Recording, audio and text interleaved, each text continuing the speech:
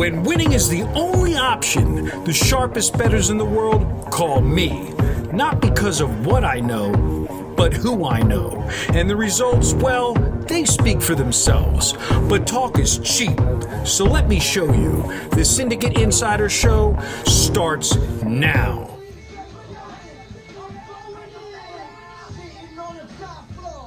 What's with the outfit? Yesterday was Throwback Thursday, today's Freaky Friday. Freaky Friday. What's with that outfit? I'm always ready for a business meeting. You can make it a little lower.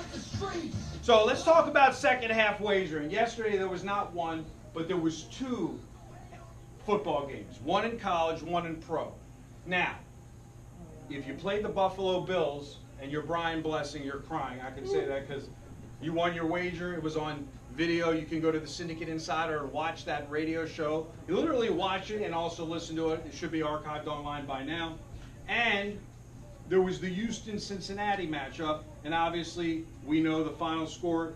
Cincinnati, I believe, what was the final score? 40-16. 40-16, Houston covered. Now, what's compelling about both matchups is this. In the NFL game, the Bills did not cover the game. Houston did cover the game. But at halftime, Houston and Cincinnati were tied up 10-10 even. And at halftime in the Bills-Jets matchup, the home team favorite was down 20-10. They set the line on that game as the Bills minus 3.5 in some spots. I could only get 3.5, as I said on Snapchat. Cincinnati was 6.5, a little higher, half a point higher than the line on the original game. And what happens in the second half? They win in the second half 30-6. Yes. But in the Bills game, the Bills win the game 21-17 in the second half, covering the 3 or 3.5.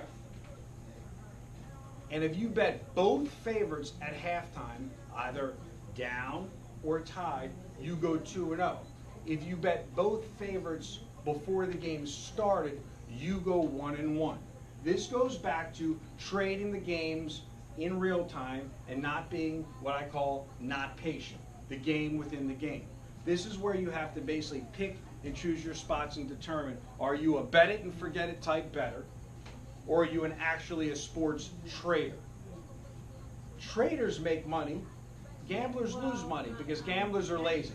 Now, let's talk about last night. We have one selection for all of our clients. Kenny has been absolutely on fire with his lines in WNBA. He's got a system. He puts a line, makes a number on WNBA, and determines which team is really the favorite, which team is really the dog, and where there's value. And he's been hitting in the high percentages. And he came with the late game, the Mercury, and he's been playing Honor against the Storm in just serious fashion. And it was like a 20-point game the entire matchup, and they blew him out. Now, the point is this. 2 football games. We didn't play one. We didn't play the other one. No. We played WNBA.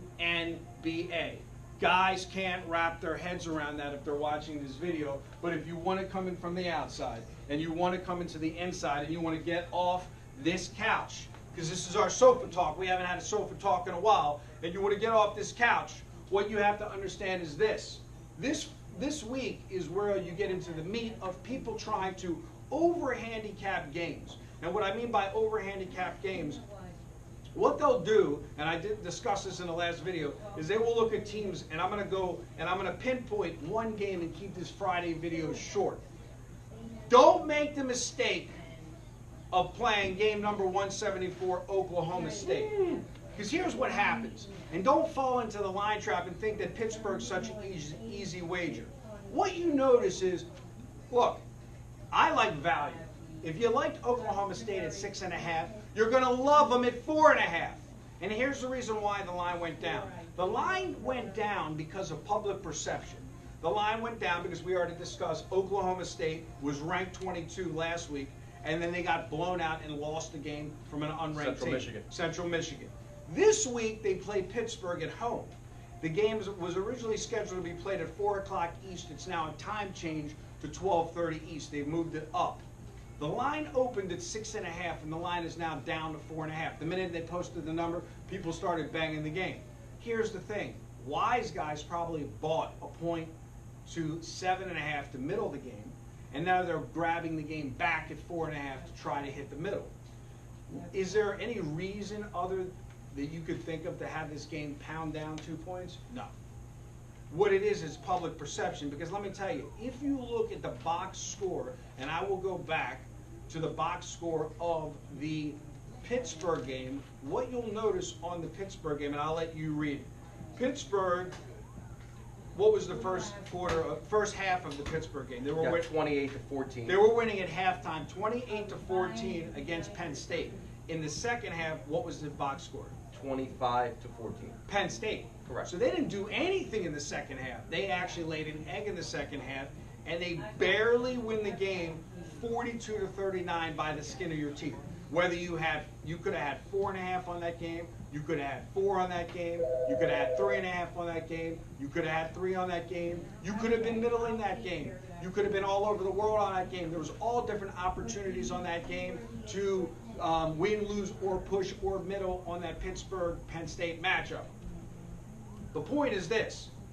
All everybody's going to do is pound Pittsburgh when they didn't impress me at all in the second half. They didn't do anything in the second half. They only scored 14 points and basically played no defense in the second half and got tired. So what you have to understand is this. Perception is everything a lot of times when lines move early in the week. It's not based upon late information and injuries. And this is the tale of the tape. All the clients that I talk to and all the public squares, they're going to be obsessed with the top 25 matchups. Get off the couch, guys. There's so many better opportunities beside in-game trading. You don't need to be involved with number 4, Michigan, Colorado. You don't need to be involved with number 9, Wisconsin against Georgia State. You don't need to be involved with Tennessee, number 15 against Ohio. You don't need to be involved with number 21, Oregon at Nebraska. You don't need to be involved with number 25, Miami, Florida at Appalachian State. What about Louisville? Well, we'll get there. You don't need to be involved. Which game are you talking about? There's a huge matchup early in Florida State, Louisville. Well, number 10 versus number 4. It. Number 7. Well, I'm doing it in order. Texas A&M, number 17 at Auburn. You don't need to be involved with this one for sure.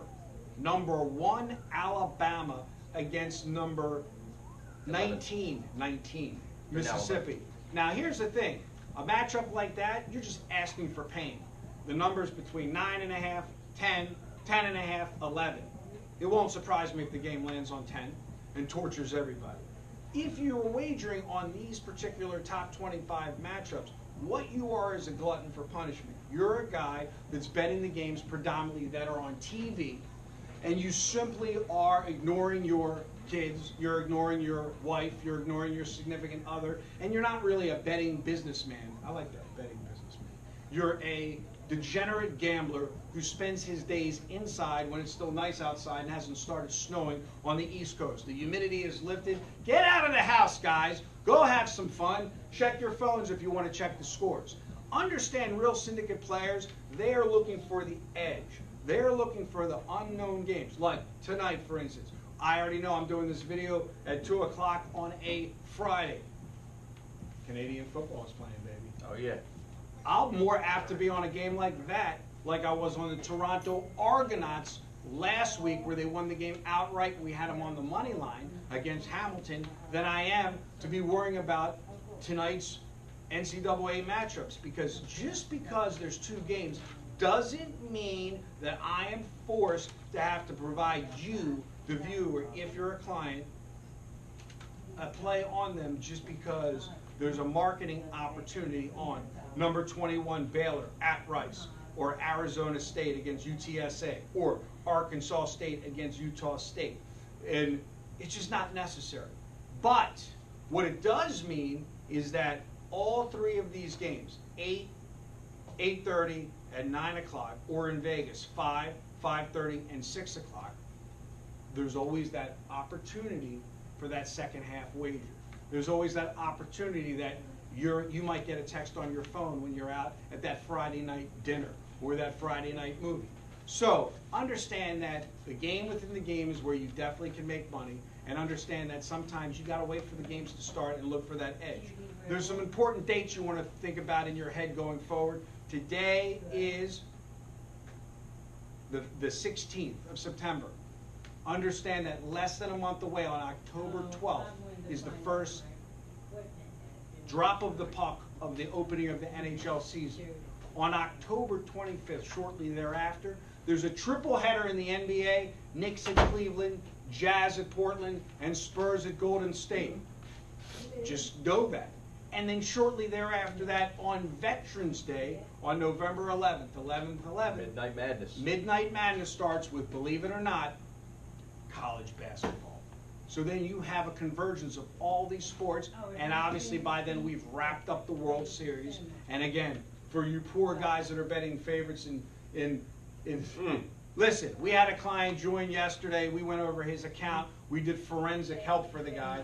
And he had the Cubs yesterday. Laying 240. Laying 240. And he went against San Diego the day before with San Fran, laying 240. Yep. Guys, you can't win betting favorites. Just give it up right now in baseball. I've been preaching this since the beginning of time. Not only won't you win, you can't win. It's just too hard. If you're going to take a shot handicapping pitchers, please listen to this free advice. Play the first 5 innings. The guy's not even going to be in the 9th inning. They're going to save the good pitchers for the upcoming World Series and the playoffs, the AL and the NL playoffs. Just save your money. Now, what you do have to understand is this. Soccer. Soccer's in full effect and it never ends. We got MLS, we got the Premier League, we got the Mexican leagues, we got the UEFA champions, we got everything. We got everything. We got everything. I can't even. There's too much. The video could go forever until the end of time.